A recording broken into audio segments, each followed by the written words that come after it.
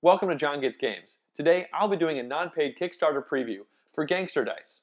This is a light, simultaneous action, dice rolling and dice pool manipulation game where you're playing a gangster trying to pin all the evidence on other people so that you can get away scot-free. First I'll go over the rules using this prototype version of the game using prototype components, and then I'll do a preview where I discuss the things that I find most interesting about this game. In this game, we play individual gangsters who have just finished a big heist, and now there's a bunch of evidence on them, and they're trying to get that evidence away, and the evidence comes in the form of the dice that are in this game. There's three different colors. We have blue, white, and purple. So at the end of the day, what you're trying to do is get rid of all of your dice in your pool. Each player starts with 2 blue, 2 white, and 2 purple. The way we do that is by winning the control of the various tokens that are in the middle of the board, and they have various powers associated with them. I'll go into the detail of what they all do once I've shown you how you actually get control of them. The first thing that's going to happen is each player is going to roll all their dice in front of them. Once all the dice are rolled, every player needs to separate out the dice faces into individual icon groups. Each icon on the dice directly correlates to one of the 4 tokens in the middle of the board, and the number of that icon that you rolled shows your relative strength towards gaining the influence or using that specific power on a turn. You, in general, don't re-roll your dice, so once we've all rolled them and it's all public, we go to the bidding round. Each player's hand consists of 4 of their base color cards, which directly correspond to the 4 tokens that players are trying to bid for control of, and then 3 random favor cards from this favor card deck. Simultaneously, each player is going to choose one of these 4 cards, which will indicate which of the 4 abilities they are vying for control of on this turn, and they're going to associate one of their favor cards with it. For instance, the blue player here could take the lawyer card and this 1 favor card, take both of those, put it face down in front of them, and once all players have simultaneously selected one of these, we're going to reveal them. At this point, we reveal all of the cards. The first thing we look for is to see if there are any no conflict situations. So our yellow player up here went for the speakeasy with a +1, but we noticed that no other players went for the speakeasy. This means that without looking at anything else, including the number card here, we know that the yellow player is going to get control of the speakeasy. It starts the game in the middle of the board, and now it's going to shift over and be associated with the yellow player. We also do the same thing for the streets, since there's no conflict there. So this would come over here for our red player. But now we see between our green and our blue player we have a conflict. They both pick the lawyer.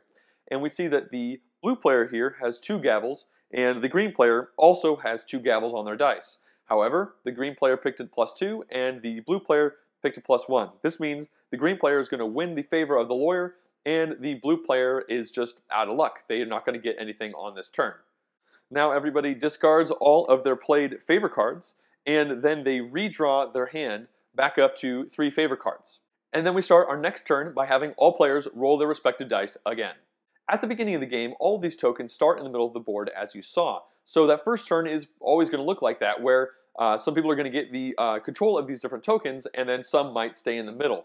You don't actually evaluate the effect of these tokens until you win them again when they are in front of you. So that first turn, no one got to do anything special. All they did was grab the favor of each of these people. On subsequent turns, for instance, the green player here, if they want to use the lawyer's ability, they have to win the lawyer again through the exact same bidding mechanic. And likewise for red with the streets, and with yellow for the speakeasy here. So you're going to have to win a token twice in order to start evaluating their abilities. So let's talk about what these 4 different abilities do. The first one to cover is the speakeasy here. When you win the favor of the speakeasy after already controlling it, you simply get to do 3 swaps of dice from your dice pool with the dice that are on top of the speakeasy. At the beginning of the game, that is 1 of each die, but obviously the dice that are on top of this token here are going to change as the game goes on as people swap the dice in and out. Now let's talk about the streets. The first bonus for having the streets in front of you is that you win ties for bidding as long as it is in front of you.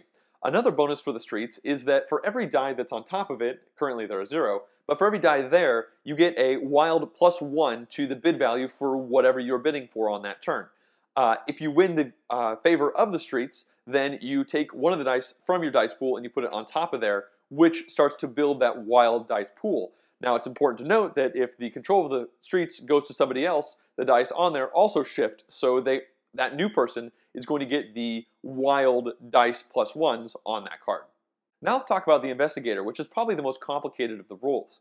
if it is in the middle of the table, like it would be in the beginning of the game, or if it was in front of you, then when you win the favor of the investigator, instead of taking it or evaluating it because it's in front of you, you actually give it to the person to your left because you don't want the investigator in front of you. So by winning the investigator bid, you're actually getting it away from you.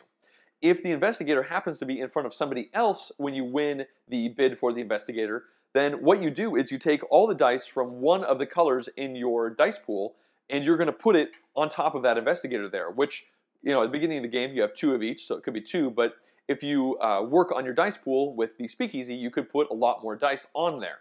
And the last effect of the investigator is that if it's in front of you at the end of the turn, then you are forced to take one of the dice from the investigator tile and put it into your dice pool so that evidence is kind of piling up on top of you the longer the investigator is sitting there.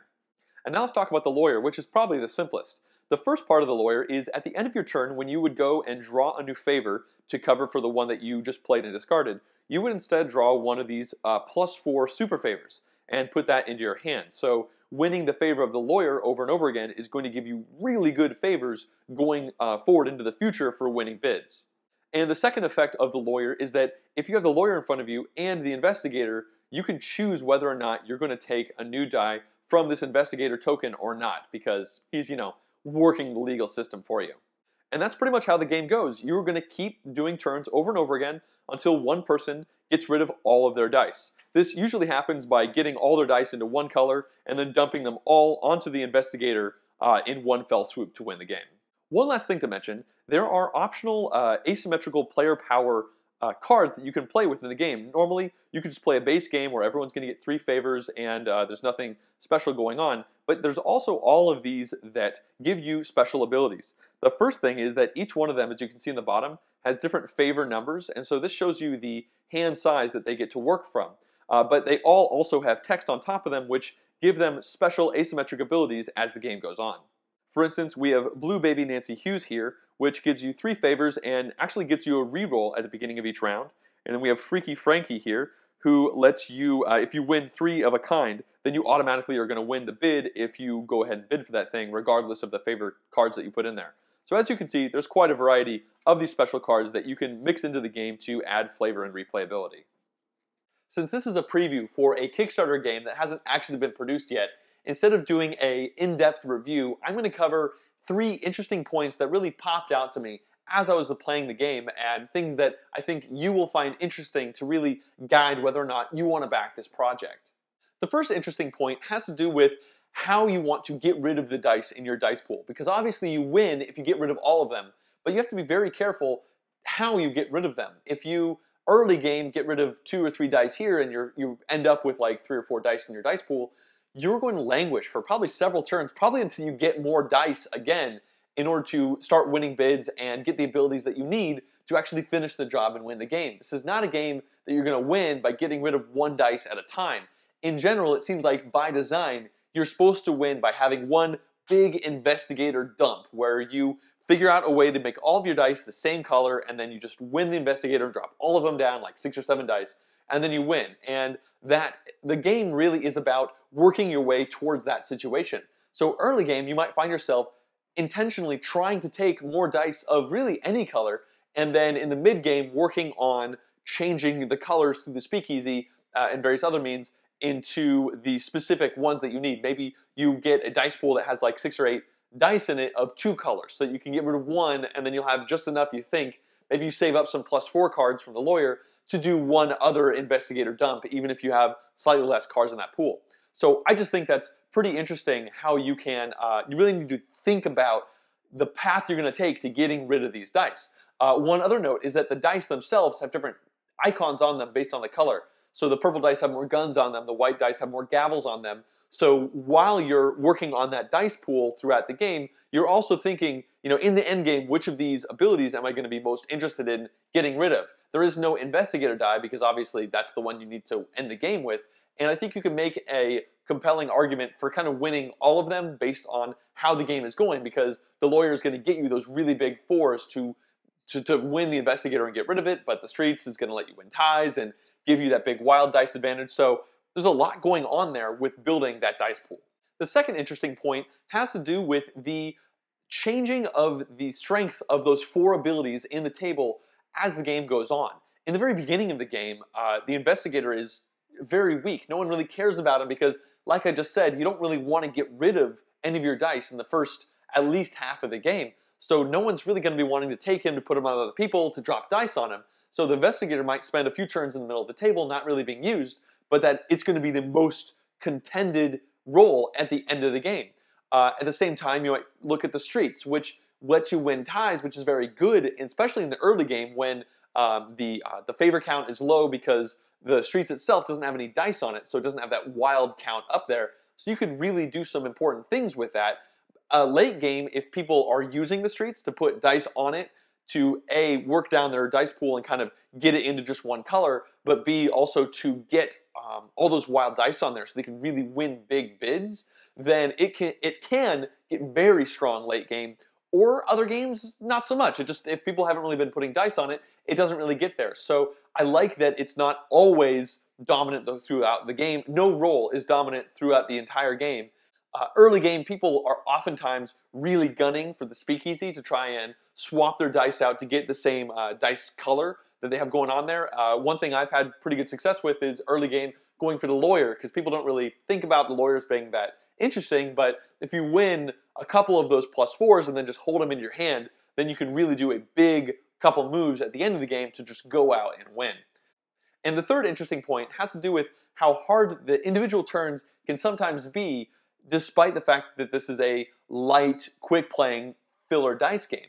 And especially in the late game, you can have very interesting situations where people are almost trying to negotiate, where you've rolled all the dice, you can see all the options, and first of all, you look around and you can see how hard you want to go on different bids. So I like that that's all open, and sometimes you'll get lucky and you'll be the only person to roll a specific icon, and then if you really want that icon, well then kudos to you. You can drop a +0 favor, get rid of it, and get the things you need. But more often than not, I've seen sort of negotiations where people will point things out about other players, like, hey person, if that person wins the investigator, they're going to win on this turn. I only rolled 1 finger symbol, but you rolled 3, so maybe it's up to you to win the investigator to stop that person from winning. And so you kind of have that like pass the buck sort of situation, but then, I might still be thinking, crap, maybe I should also just go for a big investigator bid in case that person decides not to. And it's very interesting having the interplay, not just for the investigator, but for the other abilities as well, because you could point out similar things about, if that person gets a speakeasy, then they're going to be able to, they have the perfect dice pool manipulation to get like 8 of one die color, and then the odds are good they're probably going to win on the next turn or two. So you have these interesting decisions with the cards in your hand. I mean, occasionally you'll draw some crap favors, like if you have like 0, 0, 0, well then your decision about which favor to play is less good than normal, but on average, you're going to have a couple different options to think about. So you might be thinking, well, I got a +3. Those are rare. Do I use it right now? How likely is that person over there to actually go for that thing? Because you might be thinking that they're definitely going for it because they rolled a bunch of that symbol, but they could be in their own little world, being not even looking at that at all, and have their own plan to going for something else. So this is definitely a game where you are trying to get in each person's head to see what they're trying to do to try and outwit them or just do something else so that you're not competing, and then also just tagging on each other, trying to gang up and stop specific people from working, which I guess thematically kind of works for a gangster-themed game. I hope you've enjoyed what you've seen in this video. The game is currently live on Kickstarter. It's going through until January 11th, 2015. You can look down below in the show description to see a link to jump over, look at the campaign page, and see if this is a game that you are interested in backing. If you happen to be watching this video from the far future, well, then good luck. I'm sure there's other ways you can look around on the internet to grab a copy of this game. Thanks for watching.